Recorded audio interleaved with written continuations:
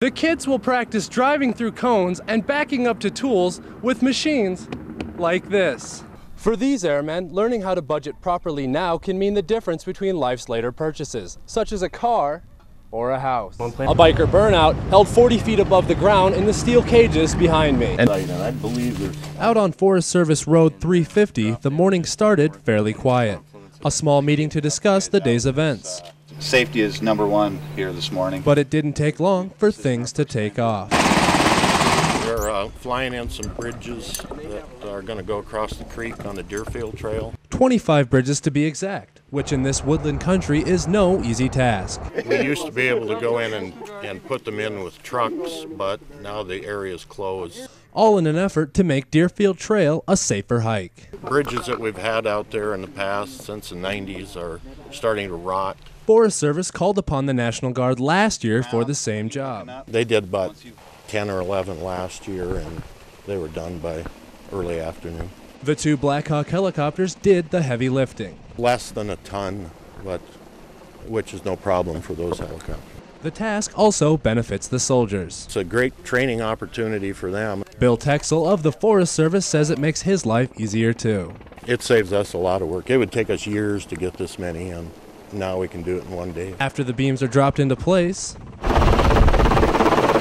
get a crew out there, volunteers. We'll take them apart, set them on some mud sills that are on each side of the creek. And come winter, the Forest Service drives the final nail. Bolt them back together again and then drive stakes in them to pin them. Making them ready for next summer's hiking season.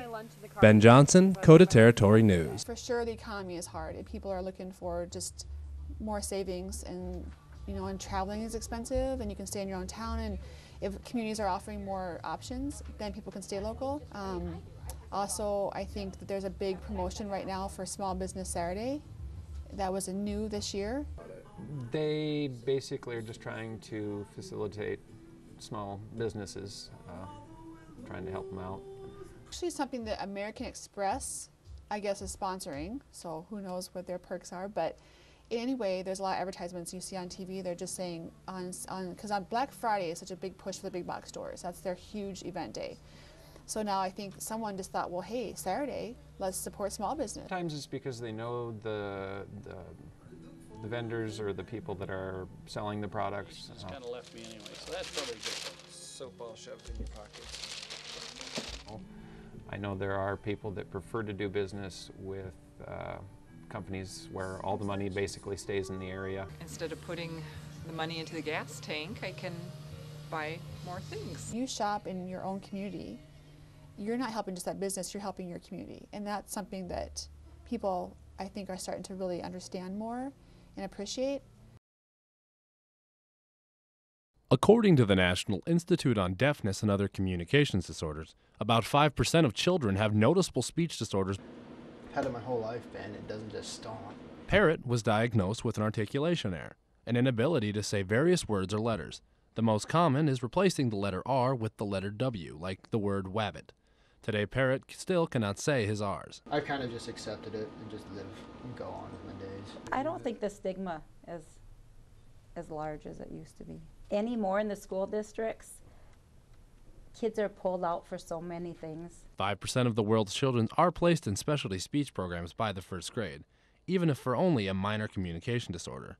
Less bullying and more of an acceptance for speech disorders has allowed some people to grow up without proper treatment. A lot of kids just aren't motivated to change their speech, and it takes a lot of work to change your speech. Parrott is really just a normal 23-year-old and really doesn't consider himself to have any sort of disability.